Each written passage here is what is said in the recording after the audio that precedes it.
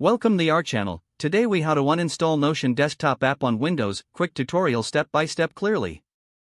To uninstall the Notion desktop app on Windows, start by clicking on the Windows icon in the bottom left corner of your screen. In the search bar, type Add or Remove Programs and select the corresponding option from the search results. This will open the Settings app, with the Apps section automatically selected.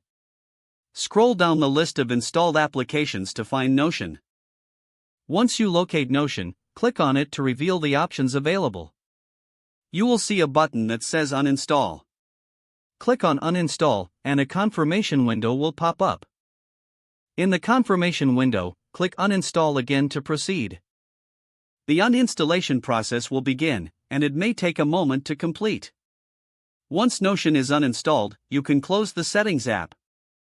If you want to ensure that all leftover files are removed, you can check the folder where Notion was installed.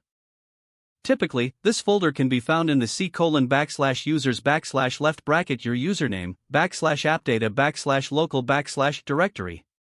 Delete any remaining Notion files or folders if you find them.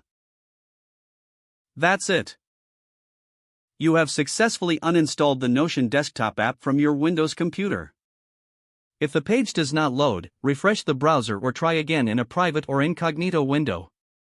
Make sure you are using the correct email address, then retype it carefully to avoid small typos.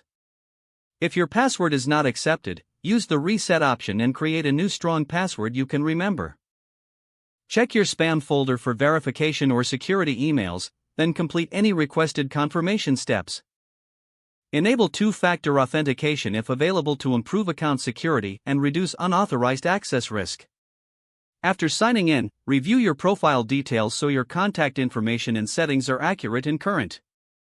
If you see an error message, note it down and try again after restarting your device and internet connection. Log out when you finish, especially on shared devices, to keep your account and payment information secure. If the page does not load, refresh the browser or try again in a private or incognito window.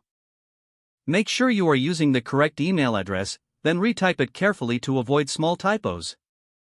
If your password is not accepted, use the reset option and create a new strong password you can remember.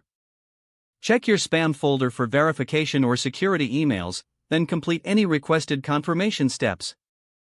Enable two-factor authentication if available to improve account security and reduce unauthorized access risk.